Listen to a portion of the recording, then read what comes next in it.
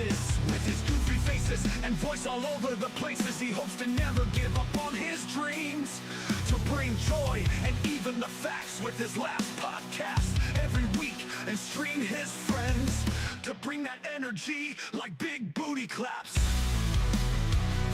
He never gets angry, but sure can get scared. With anime on his side, he's always prepared. Even though he's the grumpiest of bears, this bear is always cool in his share. Till the end of streams, always beware. Cause he coming after you, in hopes you'll be there. To hope you'll have a good day, a good night, and as always have a good life. Much love. Good night, good night, good night. Good night. Much love. Have a good night. Good life. Coffee there is all you. Yep. Alrighty then. For those who are here, for those who's watching us, wherever you may be in the world, hope you have a good day. Hope you have a good night. As always, hope you have a good life. Today, I have released episode 2 of the Barely There manga. So if you like mangas, be sure to go over there, go watch it. It's now available, of course, after the podcast, if you're here live for whatever reason. But if you're watching the VOD, go watch that first, then come back here and you can watch the rest of this, because I'm sure at some point we'll have a little chit chat about that. But as always, we have the illustrious Corvo Ninjas with us today, and a disembodied Stealth Jade that is walking around. There she is. So thank you for joining us today. We usually do this every Friday at 5 o'clock Central Time, but today we're starting a little early because we have D&D, and right after this we're gonna have a little bit of a delay because of one of the players is gonna be taking care of some business, so there might be a little buffer between then and when we start. So just stay tuned, stay on YouTube. The upside is it'll give us a little time to do like a recap and talk about what's going to happen to a player and Fix our cameras because figure out what poor Quibble, how he made it through the night cowering in the corner. Yeah, it does happen. You know, wife aggro is real. What can we say? Wife aggro is real. Wife aggro is real. So thank you for joining today. So I want to just go ahead and just start off of it. I know you haven't got to watch it, but I'm glad to see a lot of interest and people watch and listen to my mangas. Do you have any mangas yourself, like actually like tangible mangas that you own in your place? Most of the mangas actually belong to Crimson or Stealthy. My primary collection is actually the collection you sent me. Mm-hmm. That I catch fingers on, they get popped. If you ever want to do reviews on them, let me know, because I have because everybody has their own personal taste when it comes to genres and books, and that's one thing I'm worried about is the people are starting seeing a bit of a pattern of, like, I'm not really venturing out of what I enjoy, right? It's one to say I do reviews on all things manga. No, I just do reviews on mangas that I actually enjoy. So I was just wondering if there's any books out there that, because it's surprisingly, like, it took me maybe 20 minutes to actually do the recording for the manga, because when you were since I'm so passionate about it, I was able to jabber on so quickly about the manga that I was reviewing in the one episode. I was just and I was done. Like, it was so easy, and it's nice to get like. Well, it'd be like if I was to do one and I did it on the book series stuff. There are different book series that I like. I would be able to do that too, because those are books that I love. When it's something that you care about, it's easy for you to go, into detail about it.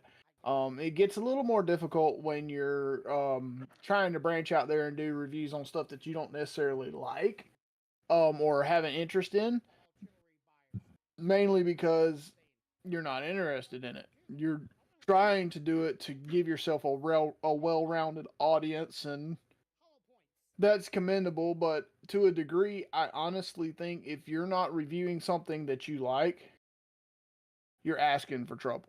You probably not even should be even doing reviews. Yeah, I can see that. I'm just surprised, like, You know me for how many, like, you know me since almost the start of my career, my YouTube channel, if not before that. I have done almost everything in the mother when it comes to ideas for videos to try to gather people's attention, because I'm buying for people's attention. I am essentially working for people's attention.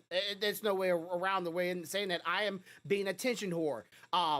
And it's so weird that how I've done so many different things and gotten, yeah, funny, Stealthy. How very little I've gotten. Yet I do something like this, and it's almost like it's not blown up. Like it's not like 1,000 videos like I got some of my shorts within one Right. day. But considerably how many I've gotten views in just something like this that is so easy for me. It's like it's not as much effort that I've done to the other ones, because it's no research, right? I already know what's in this book. I've already read it out of passion and love.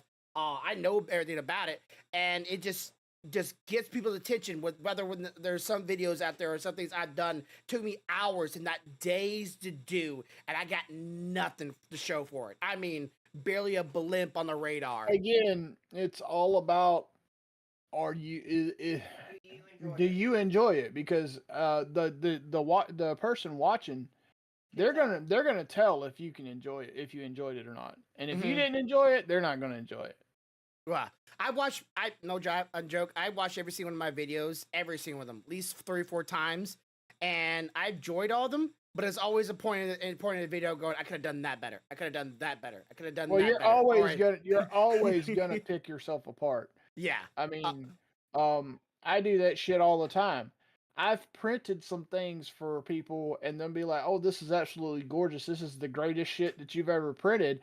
And I'm sure that they think that, but then I look at it and go, if I had angled that a little bit different on the plate, that little bubble right there wouldn't be there. be there. Yeah. You know, Uh, and I mean, what are you gonna do? You're always gonna think you could have done it a little better. I mean, look at this. Look at this. Look at this.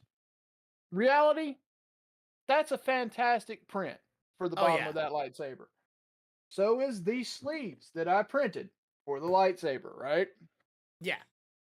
But sitting here looking at them, I can tell you that I've already decided that if I ever print them again, there's things that I will change. And it's just because I know that I can do it better. It's Mhm. not that it needed to be better, I just know I can. Oh And man. you're always gonna do that. Side note, I saw a video the other day for a printer for $200, and this printer right now is already like so much better than the printer that my first printer I bought and scale and quality and use, and like, oh my god, printers are advancing so fast and so quickly.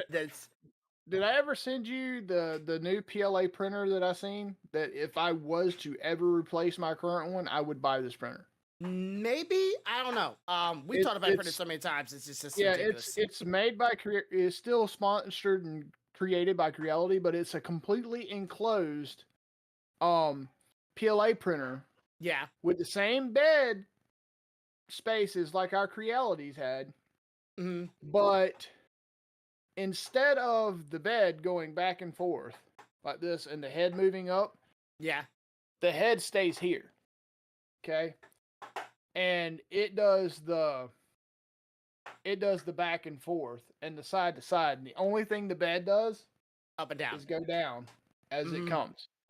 And Yeah. the print speed on it is insane. And they've even put a camera with a piece of AI tech that scans your bed surface and Mhm. allows it to adjust as it prints. Not just, hey, this is where your points are for your auto level, but like as it prints, it will adjust the height, the bed, so that it stays, Mhm. like it's supposed to. And I'm looking at this thing and I'm thinking, shit.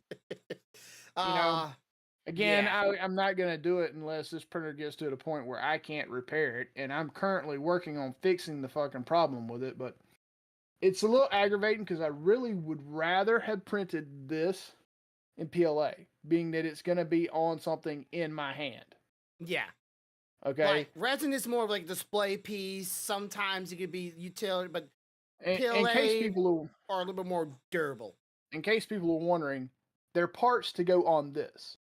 Mhm. Okay. So essentially, I'll do a quick demo. When some of them are gonna be painted, and some of them will stay clear. Yeah. But you can see I'm taking these parts apart. This, uh, there. So, It's gonna need a little bit of sanding inside of it, probably. well, no, you don't want to do that either. Why, too loose? You wanna You want it to be tight, but I about to say you want to force fit, because force fit can snap. no. See, I've already put it on a couple times, so it goes on, right? Okay. Yeah. And then The butt goes on. Hopefully it doesn't glue on. Hey, there we go. Yeah, okay, so there it's you a go. force fit or a snug fit. A snug fit, and then the other piece.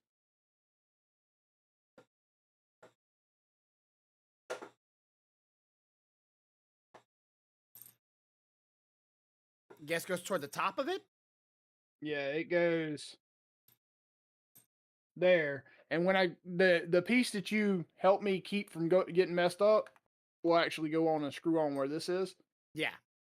So then you'll have that. Okay. And then I have the switch pieces printed too to go in here, and it'll change the complete look of it. Mm-hmm. We gotta start painting it, of course, right? Well, Get the some metallic. idea is, I think what I'm gonna do is the piece next to the blade is gonna be black. Mm-hmm. This is gonna stay like a translucent red.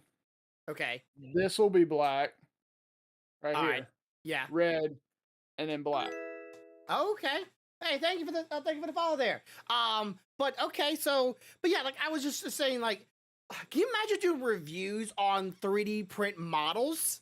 Like, something like that. Like, 3D printing itself is just a the you can't. Well, you could do reviews on resin. You could do reviews on printers, but that's really very much of an expensive thing unless you're getting a bunch of free machines, Printers. yeah, which are very expensive devices. By the way, Creality, if y'all want to send me one of those big fuckers, I will happily review it for you. But for me, like these things, like I can afford these things because they always get like 4 or 5 months to release a new manga, and then they're like $14 and sometimes $10, $11 for the mangas. And as you well know, as well as I know, we get a lot of 3D models. Mostly because we are. I got a few, just one or two. We got 1 or 2 100,000s. And I would, it's something, such a passion like that is so easy, so relatively easy to access and be able to do reviews on them and getting people that are interested in, find people that are like you that are interested in. It's always really nice knowing that it is so welcome in the YouTube community. There's a lot of people watching it, and a lot of people giving their thoughts and reviews on it. Heck, you could probably do a review on all your Star Wars collections, honestly. And there'd be a bit of fandom online somewhere, as long as you have the passion and interest to talk about it online. And it's so nice. I mean, it's you could do a review on all kind of stuff, dude. I could do reviews on books that I like. I could do reviews on cartoons, animes that I like, movie genres and movies I like. Yeah, it's not just regurgitated information either, because like this is not everybody knows about that stuff you talk about, or this book right here. Not everybody's gonna pick it up and try it out, or even seen it. Right. And you're not just going, let me just steal someone else's content and just make it my own. No, I'm being informative here. I don't know. Nobody would always do informative videos in a sense of like media, but I do informative stuff of people doing stupid stuff or acting stupid or podcasts. Yeah, I have so many things. I realized. Oh man. Okay, so we did get the book on Amazon. We messed up. Apparently, we put it in the wrong category. By the way, so we had to redo that. It's going to be a manga because some mangas of lately have been novels for some reason. Like I literally go in the manga section, I'll grab one off the shelf, and it'd be nothing but just words all inside of it. I'm like, wait, this is a manga? It's like, yeah, it's a novel version, and then there's the actual version. I'm like, could you not separate them? No, apparently not. But on Yeah. Amazon, you can't put it in the manga category unless you actually have pictures. Unlike what I got. But yeah, that's on there. So I don't really know what price I put it since there's only one chapter. I put it at $4, and when after the kickback, I'll get like $2 of it, and I gotta get a copyright for it because we had a bit of a scare. That's what I'm talking about this. They said it was copyright infringement at one time. I'm like, wait, what? Copyrighted? How? Like I literally did this online in a video. I did it with Corvo. I can send him the video. They want to see the video. I'm like, no way, someone copyrighted. And I'm definitely afraid of someone taking my material and going, hey, let's take that idea and just run with it as ours. And Right. so I need like $45 to copyright it, and we're good. But if y'all are interested in that, I want y'all to hear y'all's people that are watching. I want to hear y'all's thoughts and reviews if you already got the copy of it. I sent it to most everybody that I think would be interested in reading it. I sent it to everybody. So if you are interested and you're already a part of my community from back then, I will send you a copy of it. Just know that at some point, I hope y'all help support the thing. I don't know if I should start me a GoFundMe or not, because honestly, I'm sure there's so many GoFundMes out there that are never get completed, never get finished, and people donate thousands, if not hundreds of dollars to them, and never see a light of day of it afterwards. And I don't want to be that kind of person, because I don't know how long this is going to take me. Right. Yeah, I mean, I don't think this is a GoFundMe type situation. Honestly, I really don't. I think this is really more of somebody wanting to kickstart it. So like, I'll use this as an example. So you just made the comment that you needed the $45 to copyright it, right? Yeah. So if somebody wanted to genuinely help you and like technically invest, they could give you the $45 for the copyright. Yeah. You know, it's just to get you off of your feet type situation. You know, and who knows? It may take off. It may be fantastic. Might be dead. Might be dead. But the thing is, you don't know until you try. And yes.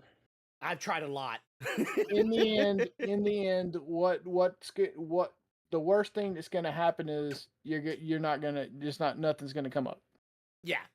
And it's always nice to see that you do something and come of it. Have you ever worked on something that you literally thought nothing would come of it, or you put a lot of time and effort or whatever, and actually like something actually came of it? Like I can't think of very many times myself that I've done something, put all the time and effort, and something actually came of it. Generally, what my problem is I have ideas, and things probably would come from them if I'd make my ass do them. Oh yeah, that is a very true statement. How many times I told myself, like, this is not gonna work. This is not gonna work. This is not gonna work. This is a waste of time. Perfectly sound proven idea that I came up with, and I won't go into detail, but I'll tell you what it was for. So back when I was younger, we used to do a bunch of bonfire parties, and when we did the bonfire parties, there was always somebody would have to hook up their radio or something to some big speakers and play the music while we're having the bonfire party. Everybody pitched their tent. We camp out, overnight, blah, blah, blah. But a lot of the people that came out there were also musicians. Yeah. And had they had a power source that didn't require plugging into an outlet, that would sustain itself, they could have set their amps up out there and played guitar, But and I came up with a completely, it would work. I just ain't never made myself build it. If you build it, they will come. That's always a classic saying. Okay, so it's one thing to hold yourself back. And now I'm not saying that I am already on my way to stardom and fame because I started talking about some mangas and some things that I'm passionate about. But it shows me that there is still some hope out there, even if it's a small bit of hope. That if I start something, there might be some market, but actually some proof that what I'm interested, like there's there's other people that are interested in, and I don't feel like I'm good. I don't know. I feel like I'm isolated sometimes when I put out videos on something and I get like nothing on it, and no one's watching my videos, and then like I finally do something that it is something real simple. Really, this is simple. This was not as much work at all, and it just worked, and that feels so good to have that. That you do something and it just finally, for once, worked out, even if it's a small thing. Our podcast at first was doing fairly well, and after a while, it just started going down. And I still do it because I'm still passionate about this. I still have fun Right. doing this. So Yep. if it was just for the views, I would have stopped a long time Long ago. time ago. Yeah. But I still do it. But it does feel nice when there is somebody on the other side of the camera going, "Good job, keep it up." Yeah. Yep. Um, Yep. so okay, It's like when you started splicing out and those shorts and shit. No, they didn't. Like you said, the podcast itself wasn't doing that great, but the fucking shorts from it, that was a whole different ballgame. a whole different beast almost. I I would mean, that say. shit was like totally different, and you're sitting there going, but it's the same content, but then at the same time, it's in a smaller chunk at the time. Yeah, like you could go watch the entire thing, and get more details and more. They can't fucking pay attention for more than fucking 10 minutes. Yeah. Yes. I'm Stealthy. sorry, guys. Very Our true. disembodied stealthy, she speaks truth only, and there Yes, is like no you- filter for that shit. Some of you don't have attention span to let me finish my sentence sometimes. Talk to somebody because they think they got unfriended. Oh, we won't even talk about that shit. Stupid. Yeah. But it's like you could watch the full details in full length and get the full scale of our discussion, but yet you want to watch about 30 to 60 seconds and think you get the entire information in that 30, 50 seconds? No, there's a lot Yeah. more behind that. Yeah, there's some of them topics.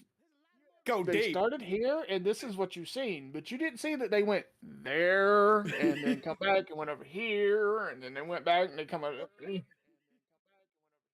Sir, you are about as bad. But it's oh man, I have to tell you, like I literally had one kid like come straight to my podcast, leave a comment, and just said, "I will never listen to you ever." I'm like, okay, kid. I give it like 10 to 30 years. You'll figure it out real quick, I guess. I don't know. It's like- He You ain't took- gotta figure it out if he can't take his fucking face out of phone. Well, the thing is it's like, if you'll never listen to me ever, then why are you here now? Mm, You know, I'm sorry, guys. I grew up that old school generation of being an asshole, and I will be an asshole. If you don't believe me, you can ask the man on the other side of the screen. We have our You can moments. You can ask this woman right back here. Sometimes they have to filter me because I will say shit that I know I shouldn't, but I will get in trouble. Because I grew up with people that they love me, but they were born and bred assholes. yeah. So, like, what they said, they didn't mean it in a way that was supposed to be hurtful, but the only way they knew how to say it was the asshole way, you know? Like, you know, Yeah, I didn't want to So- hurt your feelings, but too late. I'm gonna hurt your feelings. You're like, hey, I need to go to the bathroom. What the fuck are you telling me for? The bathroom's over there. That wasn't them trying to hurt my feelings. That's them going, boy, go to the fucking bathroom. You know? Yeah, while we have a But discussion they- here. They just ain't built, you know, to be all, oh, you need to go to the restroom. Okay, well, it's right over there. It's more like, what the fuck are you talking to me for? Mm-hmm. It's not necessarily that. They were trying to make sure that you were able to be independent. Now, what Mm. I would love to see, There's too much interdependency right now. what I would Yeah. love to see is a person that I know being a guest on this podcast, but if he ever did, we would have to like raise the age level up to like 21, 22 plus. He's still 'cause- welcomed. Watch this. MC. Vroom vroom. That ain't saying Nicknames. it was. That's just, do you want to offend every single person you put out? Because I'm gonna tell you, as much as you tell me sometimes, dude, you really ought to filter some of that. Dude, I am fucking, I am the loving, I am the loving Care Bear compared to this motherfucker. Uh-huh. Well, And the thing is he's not trying to be mean. He's just brutally fucking honest. well, Like he won't yeah. do that whole let me play both sides. He'll just tell you this is the fucking way it is. Period. Uh-huh. Well, yeah, it's one thing to be a fence sitter, right? To be trying to play on both sides, try to see the eye of both ways. There's another way of saying that I would like to see the devil's advocate, which is some people's like, why would you ever want to be the devil's advocate as if the devil's a good thing? And then there's some people trying to see the light in all things, like the goodness in everything. Yeah. Sometimes you He's need not none of somebody. those. Sometimes you just need somebody going, just no. No, that's not how it is. Just I can give you every single metric to show you otherwise. And this is just a no. It can never be any other. And that's like saying, how you know a dog's a dog, how you know a cat's a cat. Because it's clearly a dog, it's clearly a cat. There's such a big discrepancy. Wait. Now hold on. Now you gotta take their pronouns into account now. That dog may identify as a female pussy. Okay? Take the pronouns into effect now, damn it. Dang it, that Bengal. So yeah, it's just some people you need that cut and dry. You need someone to tell you to slap you back in reality. I'm not saying they don't. And I'm not trying to be offensive to people that do identify with different pronouns. What I'm trying to say is that where you guys started and you had every right to say I identify as this. Other people are taking that shit to the extreme and now they're applying it to animals. They're applying it to all other kind of stuff. And the day a bird lands on my damn step and tells me it identifies as a rattlesnake, we gonna have problems. Okay? Then again, if it lands on my shirt and goes meow, I'm going, oh look, it's a cat. It's like no. I get that. Some men identify one way, some women identify another way, and that is completely your choice. But really, these animals, most of these animals, I'll say most of these animals don't even have the mental capacity to realize that they're male or female, or they're a bird, a dog, or a cat, or whatever. So how are people out there telling me now that animals have their own pronouns and like my bird identifies as a parakeet, but it's a fucking raven? It don't even know that it's. I mean, that's the name we gave it. It doesn't even know we gave it that name. Yeah. It just picks up your vocal waves and recognizes that as a means of it's being called to you. That's it. It's like the dogs do that. They don't really know their names. They just know they hear the vocal sounds. Oh, that's a sound when he's talking to me. That's a sound I hear all the time when he's talking to me. So I'll come to you. What's going on? That's why if I say some dogs do realize it is what their name. At least the name that you have given it for itself. Yeah. Could you imagine if a dog ever got the intelligence to understand that it had its own name prior to you naming it, and you're like, hey, Tweedledee, come here, and that bitch just looks at you and goes, my name's Billy Bob, fuckhead. Just shake his head, no. Just start naming them, no. Another name, no, don't like it. You better. Right here.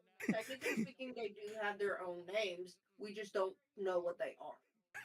Because other animals are able to make different sounds, and they can recognize which from the sounds. Hyenas do that, I believe. So the point is they do have their own names, I'm sure, in their own language. Yeah, we know. Speak of that, that he ha ha ka shit. This is what I speak. Fuck you, dog. You Billy Bob.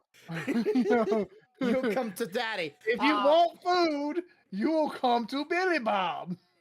If you don't, stick with your own name, and some other dog will be Billy Bob, and he'll eat the food. All right, so let's just go to the next one. I talked about this, or I gave you a brief summary of this, and I want to get your thoughts on this. As you well know, I am a big Advocate. activist or advocate Advocate. for Advocate. physical stuff, physical items. I like buying and then owning it. Right. This is my copy of this book. And you're kind of same. And I've been hearing for years a doomsday of all digital media becoming, all encompassing. Everything's digital now when it comes to some sort of media. Because then you don't actually have the copy of it yourself at home, right? Video games, like even video game stores like GameStop, even GameStop is going less and less video games and more collectible stuff of video games. And I've been noticing this for a couple of years, but like it seems like the video game section is getting smaller and smaller, and they're getting more little nicks and knacks in the store than just all encompassing video games. And I used to work at a GameStop, so I remember when every single wall of our store, and maybe one little island was small little knickknacks, but everything else was video games. Everything. Consoles, controllers, games of every single genre, and every single thing was out there. And then eventually that all kind of just started fading toward that, all right? Yeah. So your store, you used to have a gray store near you where it's still pretty much all physical media stuff and all like games from like old school to modern. Yeah, but it's like a retro store. I mean, it still has some of the newer ones on physical. But like, I can still walk into that store and pick up a physical copy of a Game Boy game, a physical copy of an NES game. I can pick up a physical copy of a 3DS game. I can still pick up physical copies there because they understand that there's still a market for it. Mm-hmm. And there will always be a way of getting those copies, even long gone after you passed away, right? Because that copy will probably go to someone else's hands once you are no longer with us in this world. May it not be anytime soon, but that's something that I would want, right? When I pass away, Right. if my wife wants to sell all my manga to get all the money back, go right for it, honey. I'm not going to stop you. Glad to Right. do that. This is my proof of my existence, but also my tangible value. Well, a certain state that I never thought this would come from, honestly, because I don't really have very much hope for the state, so I'm not gonna say it, has now passed a law where digital media stores have to put it in their contract or in their selling of the product that you do not own the product, but you have a licensed copy of it, or AKA a rental of the item, and therefore letting the buyer know they do not own the item, and they can be taken away from them at any point. That goes from TV shows, movies, video games, book, anything digital. They have to let the buyer know that this is not your copy. You're just leasing it until we say otherwise. And I'm glad they're doing that for once, because maybe bring more attention to people going, hey, you do not own your stuff no more, at least digitally. You don't own none of that. And maybe people will start picking up on, okay, maybe we should change a few rules about that, because I kind of want to own my games that I'm buying on places like Steam. Right. Because Steam is that way. If everybody does not know that, when Steam shuts down, all your games are gone. This is like the Funimation problem or fiasco. That still has not been resolved. All those people that lost all their DVDs and movies they bought from them, all are still gone. They can't get that stuff back. It is gone forever unless they go and buy a new one. And I bet this time they'll buy a physical because they don't want to make somebody go, hey, you're gonna shut down. Well, here's the problem with that. Where do you buy physical copies of anime now? Yeah, I know. That is... I literally had to hunt a store in Orlando to get a physical copy of the one that I did buy. Mm-hmm. And let me tell you, the pickings were slim in that place. Yeah, and that because like it's so much easier to get because you don't have to worry about making the boxes, right? Doing art style for the boxes or whatever. For any DVDs, TV shows, games, you don't worry about making the disc no more. You don't have to worry about, manufacturing that, then shipping that out to different places in the world. Overhead. Because all your overhead just gone. Now all you gotta do is to click of the button and you're downloading whatever that media is. That's such an easy, nice access to things. Though I'm a mind of, I kind of wish they would do like bring them back, but like maybe USB form, because I don't have a CD player, DVD player very much anymore. I have it's pretty much all USB ports on my PC. But that's just a personal preference. But it's getting back to the people who are now waking up to the fact that they don't own anything they might have bought in the past. What? How many years digital stuff have Well, been see, picking up? that's why what they're forcing is people to do things like set up their own home Plex server. So when you make a purchase, like you buy a movie from Amazon, you can download that movie. Mm-hmm. Once you download it, you own it. Technically, you can put it on your Plex server. They can't say shit. And then anybody in your household can watch it. Now you can't sell it to somebody else. That's illegal. Yeah. You can't give it away to somebody else. But anyone living within that residence has the legal right to watch it because the person living there purchased it, downloaded it, and it is on their Plex server. What they're going to do is they're going to force a shitload of people to stand up things like Plex servers and different types of media servers so that when they do buy something like a movie, an anime, or something, and they get that digital download, they store that shit somewhere else. Well, yeah. That way, if you shut that down, I can still play it from my shit. Yeah, I would definitely say if you still buy DVDs or you still buy physical games, if there's any way of downloading it and like keeping a separate copy of that, just in case that physical media ever goes up in flames, I would definitely say do that because there's plenty of ways. Like all you got to do is get you a disk drive, and there's software out there that you can buy that can give you one. Because if you read the federal thing on a DVD when you buy it now, you're allowed one digital backup. Mm-hmm. It is legal to have one digital backup. So you buy that damn DVD, you back that bitch up onto your server, onto your drive. Yeah. And if it's just, can you imagine like if everything you bought online, and if you're one of those people out there that are not doing this kind of steps, you buy everything online, digital, like all your entertainment, and you bought like thousands of dollars, and then some place goes, yeah, all that stuff you bought is now gone. You were just renting it. You were just leasing it. You didn't read the fine print because you were, like an average person. You don't really need, it's too much to read. Like 10 pages of just legal jargon. And, yeah, you have to buy it all over again if you want to re-get it and pay us another couple $1,000s. But even then, you still don't own it. What's the point of buying it with your hard money that you worked for, that you earn, so you can buy something, so you can enjoy it or find some joy in it, all for it to be just gone and in a matter of just that, because somebody else wants some more money. They want more money. There's nothing you can tell me that someone that doesn't want to do renting doesn't want more money.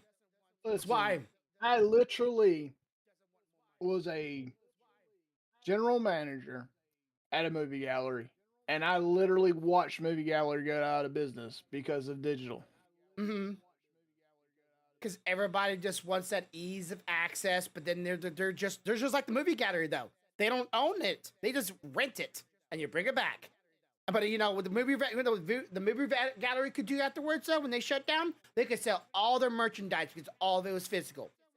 They could sell all of it. They actually have hey, even though we're going out, we still have the physical. We can at least have that profit. With the digital, I can rent out thousands of movies and then share it to my people. But then one day, all those movies are just gone, and all the money I spent for those things are just gone as well. Right, and that's where it comes back to the only way you have to protect yourself right now is if you legally buy a DVD, download a movie, or anything else.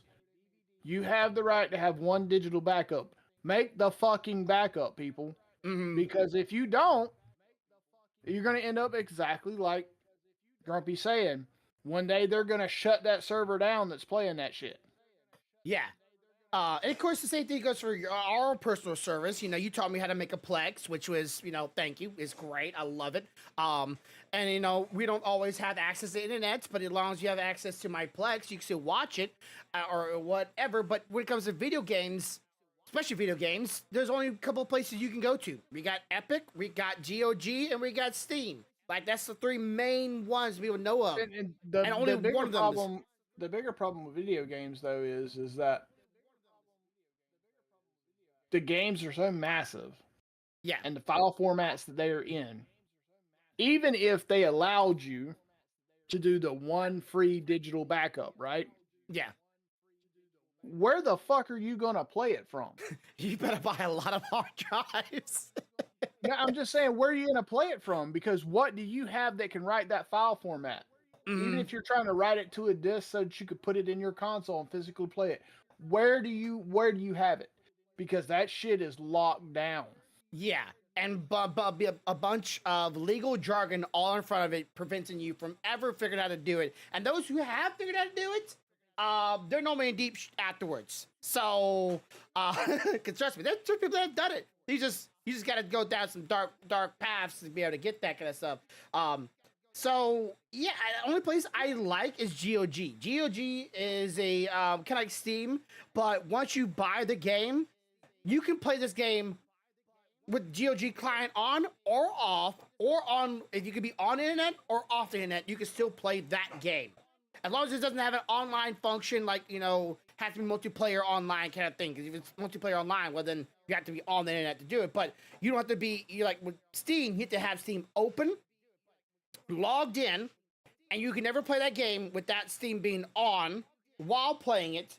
And then if you ever try to open it outside of Steam, as far as I'm aware, you are not able to. Because I've tried opening some games before with that opening Steam, and I it have just certain didn't games work. that you can launch from outside of Steam that was bought in Steam, Yeah. and it doesn't open the primary Steam page and account and all that shit, but it still opens a window in Steam to play it. Yeah, that's good, because at least some function, because offline is where I want to be when I'm playing some of my games, unless I'm streaming, right? Because why would I need to use internet when I'm playing just a game that's a single person game, and I have to be online to play it? It's like, I don't need that. Let me just play it anytime. But I just know in one day, if I ever get banned from Steam, I can't just get, okay, you banned me, but let me keep my games. Come on. No, you can't have your games. You banned me from Steam, so I lose all my games? Yes, because you do not own them. You are renting them. Even the games that people gifted me, I would lose them because I don't own the copy. I would just gifted a license to the copy of the game. Right. Which is why there's so many people out there that are writing emulators to go on PCs now that still play physical copies of PlayStation games, original Xbox games, and shit like that, because they don't want to get caught where that physical media can't even be played. Okay, so I know you could pretty much take a twist to anything and show a dark side to it. You could take anything online and you can almost turn a twist dark to it. But do you see the pros and cons to having ownership of your copy of a certain type of media? Well, the pros is if you own it and you have a physical copy of it, as long as you have a working device that'll play it, you're good. Con is that people like me and you, Stealthy included, there's a number of games we like to play. Now you run into a physical storage problem. Where the fuck am I storing all this? Now, not everybody has a 5-tier fucking filing cabinet like I do. Okay? Fireproof, by the way. Yeah, it is. And while you bullshitting, and stacked from top to bottom. I mean, guys, I have a filing cabinet for PlayStation games.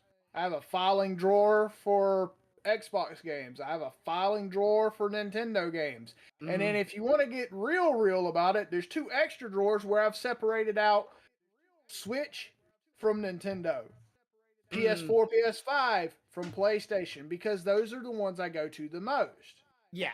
So, but that's still my video game, my physical video game hoard is so large that I went from being one of those guys that had the little binder, you know, and you flip through it and you pulled your I disc still out. got one. Yeah. That I had to have a fucking filing cabinet. Okay. There it is. Yeah, pretty much.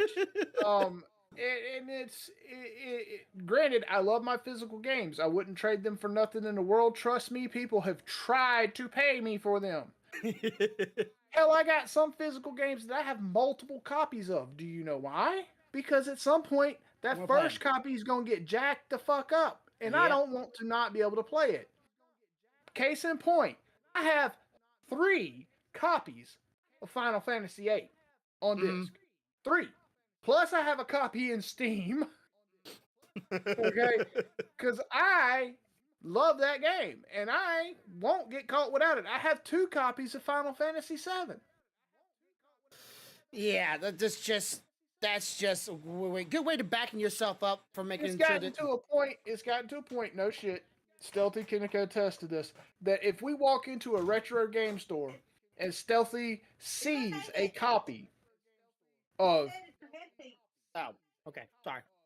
and she sees a copy of Final Fantasy VIII, Final Fantasy VII, Legend of the Dragoons, or any of those that she knows I play regularly, and they're only a physical game, she will literally walk over to me and say they've got a copy, and I will go get that bitch off the shelf.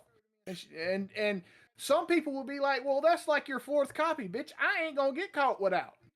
No. Hell no. Wow, okay. I will die one day and they'll be like, on my tombstone, this man owned the most copies of Final Fantasy VIII ever. Okay. Well, my wife is in, so I got me a little side project. So this chair I'm sitting in, I got from my wife's work. They were throwing with their chairs and got me a new chair because my chair was literally. You've seen my old chair, right? Yeah. It had a bunch of holes in it. So I bought me a headrest that I'm gonna have to put on this chair because I need me a headrest. I can't deal with that headrest. I find myself so many times with my head like slouching over the corner of this. So headrest finally came in today, and I'm gonna have to do a little modification because this headrest doesn't have holes in it. But yeah, I'm gonna be putting holes in this back of this chair so I can put some bolts and some I forget to call them lug nuts or whatever to stop when the bolts were going through. You know what I'm talking about, right? Yeah. So yeah, here's my headrest. I'm gonna be hopefully installing soon because I just cannot stand having one. Oh, because chairs are expensive. I want to replace mine because guess what? Yeah, I cannot. I mean, I still have the one over here that's got the broke and slide out the front shit going on. Yeah. I've been tempted a couple times to try to take it apart and cut a piece of plywood, put it under the bottom and screw it up so to make it stay up. Yeah. I just ain't done it yet.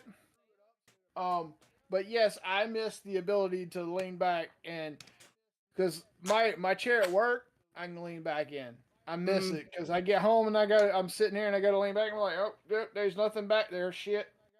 All right. But does anybody know the VOD for the newest one? Because it just came out not that long ago. The VOD for this book is now available, and the short should be out very soon. So I just I thank for Lord Pestilence said he just subscribed to my YouTube channel. Lord Pestilence, you've been subscribed to my YouTube channel. What the heck, bro? What happened? I guess he got unsubscribed at some point. Okay.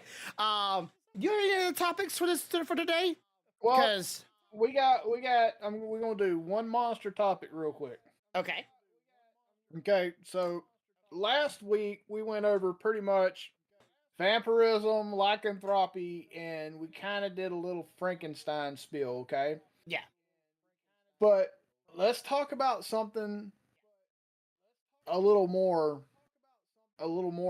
down the word of mouth, you tell it to scary children type stuff. And we're going to talk about like Baba Yaga. Baba Yaga. You know, I don't really know a bunch. I've heard that name before, but I don't really know very much about Baba Yaga. Okay. So Baba Yaga was essentially the worst of the worst. She was a deformed old crone. She. All right. that lived in a house that walked around in another realm on chicken legs.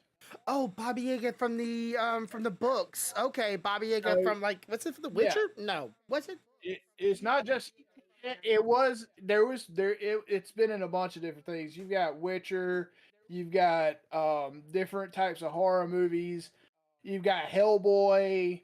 Um, it's been inserted in a bunch of places, but the point of it is it all started with a story that they used to tell kids to make sure they didn't sneak out at night and go do shit they wasn't supposed to be doing. Yeah, there was a meaning behind it other than just a spooky thing. It's like a what's it called? Like a warning. Right. That she would take you into that other realm and you would be sacrificed for her longevity if you fucking ventured off the right path. You know, Yeah, if you okay. ventured down the wrong path, you were shit out of luck. And the funny thing is as things progressed with the story, it also got the story started taking on the life of to the point that other supernatural creatures, beings, monsters, and shit didn't want to fuck with her because she was equal opportunity. I will fuck you up. Yes. Like she was the one that you called when you wanted somebody to go kill the fucking werewolf because she didn't give a shit. Mm-hmm. You know, she go kill a werewolf. As You long as she has called something to her to gain. get you called her to get rid of the boogeyman. Like to use a John Wick quote, that's the one you call to kill the boogeyman. Mm-hmm. You know, so I want to say that when you think about stories like that, you've got that one, you've got Crooked Man, you got a bunch of stories like that Slender Man. over the years. Slender Man, Jersey Devil. Yeah. There's a bunch of them, and I don't think people give those stories now the credit they're due because back then that was the way people were trying to keep people from doing bad things without Yeah. physically harming them. It was like trying to scare your ass to understand, don't do this shit. Or You no, know, don't do bad, right? Don't do don't do bad things. bad. But that's the whole thing, the whole idea behind a lot of people when it comes to Christianity. It's like you do bad thing, you go to a very bad place. Yeah. You don't listen to your parents, very bad things will happen to you. And it Like, wasn't take the boogeyman for example. Everybody's heard of the boogeyman, or I would think most of the people here in the U.S. have heard of the boogeyman. yeah. Well, I can't speak for people outside this country, but the lore with the boogeyman is he's a being that you give birth to in your head. Yeah. Having negative thoughts and allowing things to scare you gives birth to him. Mm-hmm. And the reason why no one ever sees him the same is because he's not the same. What he would look like to you is not what he would look like to me because what scares you is not the same as what scares me, Mm-hmm. right? And the I guess the story that the moral they were trying to put out there is don't let your fears control you. You know, learn to stand up to them and confront them Yeah. because the way it worked the only way you defeated Boogeyman was you had to literally confront him and you had to destroy the things you were scared of. And by doing that, you destroyed him. Yeah. So I guess the way of saying it's a way of like counting your fears, being able to overcome the fears of your imagination, because the most scariest thing on earth is human beings. As humans ourselves, we are one of the scariest things alive. So we can overcome we our personal fears. We can overcome fear of other people. well, That the the horrors thing they can come is about. what's made us so successful when it comes to any type of entertainment is because a human mind is infinitely capable of coming up with all kinds of shit. All kinds The of messed good, up stuff. the good, the funny stuff, the romantic stuff, the action stuff, and the extremely dark shit. Mm-hmm. You know, And understanding that explains why some things scare us. Mm-hmm. Like, now I'm sure that Stealthy would think that the scariest thing on the planet is not a human being. It's a fucking spider. Okay? And I am not going to disargue. I'm not gonna argue with her about that from the simple aspect. If that's what scares her, that's what scares her. Mm-hmm. You know, what scares you is probably something that wouldn't scare me. Yeah. But what scares me probably doesn't scare you. Mm-hmm. Mine's a very simple one. Just deep, dark waters that I can't see the bottom of. Very murky. I literally watched a video the other day of dude swimming in the water and looking down in the water, and it was murky as can be, and a shark just comes straight up at the camera. I'm like, oh hell no. Also, another one, kayaking. Dude was in the kayak, like they had somebody put like a little kayak boat, and they were in it, and an alligator just comes like out of the murky water, just goes straight out of the water and just floats up right beside the kayak and bites it. I'm like, oh, it wasn't a small one either. It was big enough to make the guy's arm go right off if he got grabbed onto it. I'm like, nah, I'm good. I like to float down my clear water kayak and rivers. Thank you very much. But you know, it's one mind to be fearful of either the unknown and our imagination, and it's another mind to be fearful of things that actually are dangerous. Like it's one thing to say, hey, let's put a spider on Stealthy that is not even poisonous, can't even bite her into her skin, and she's still be freaked out as much as the spider that she puts on her that is completely poisonous, that completely can kill her, that actually can do bodily harm to her, and be like, it would be nothing. It would not be night and day. It would just be day. It would be all the same to her. And our minds as kids, we don't see that fear because it hasn't been. Our imagination hasn't really came up with those ideas just yet. We think everything sunshine and rainbows until we see the darkness that the world can really brought to us, and our parents want to tell us like, hey, how can we let their minds really see the darkness that this world can carry to us? Let's give us some fairy tales that been passed down that made me straighten that's out. the thing. A lot of people don't even realize that even the fairy tales that Disney told, their roots were fucking terrifying. Mm-hmm. They are not the lovable things that fucking Disney portrayed. Snow White was one of them. Snow White was horrible. Yeah, nope. Yeah, that's a whole fucking no. I mean, if I'm Snow White, bitch, I'm nuking everything. Yeah. Everything's gotta die. Oh yeah, mermaid.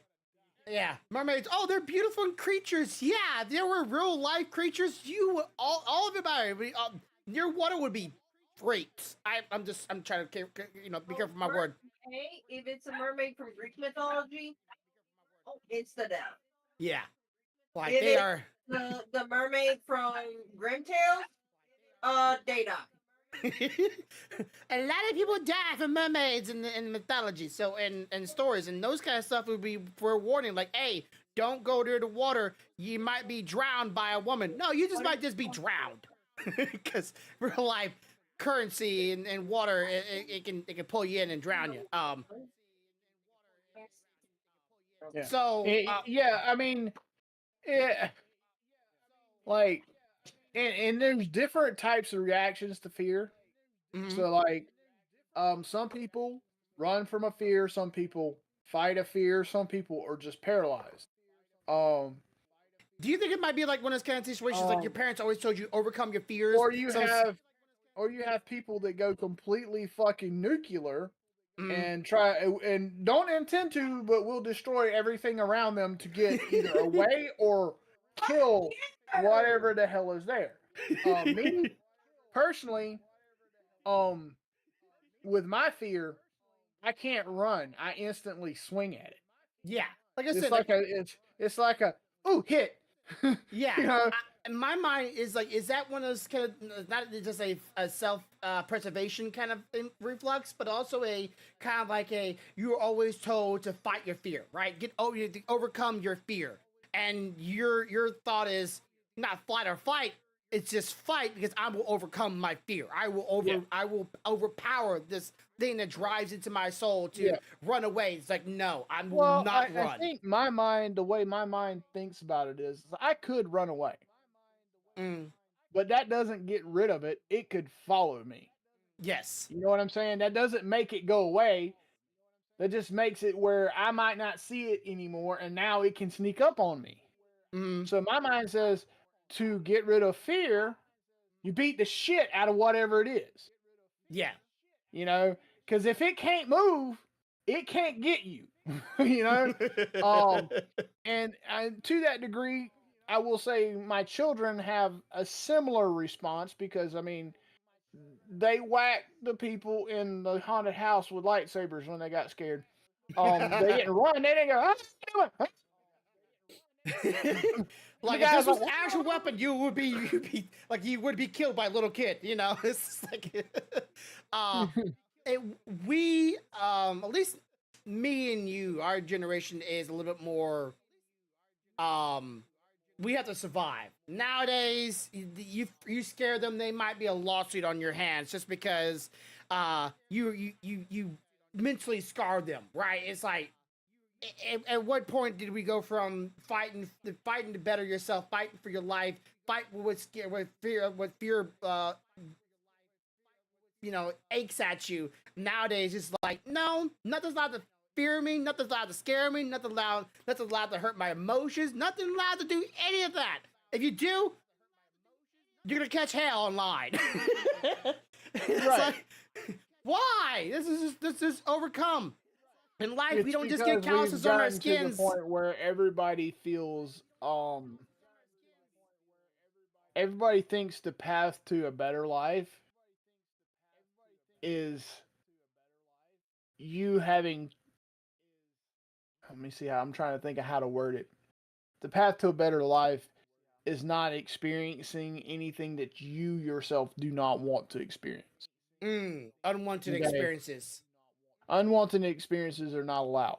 Like, I grew up in a house where when October hit, at any given moment, the rest of that month, I could get the shit scared out of me. Because my dad was like, ha ha ha, it's spooky time. Although he regretted that shit because I did it back. And my dad was scared shitless of ghosts. Okay. So I have plenty of material to work with. Anyway, I grew up with that, and I think to a degree that helped me not be scared of some things that other people are. So like, I watch a movie, it doesn't scare me, but everybody I talk to later is like, "Oh, that terrified the shit out of me." I'm like, "Huh?" My dad scared me worse than this shit when I was a kid.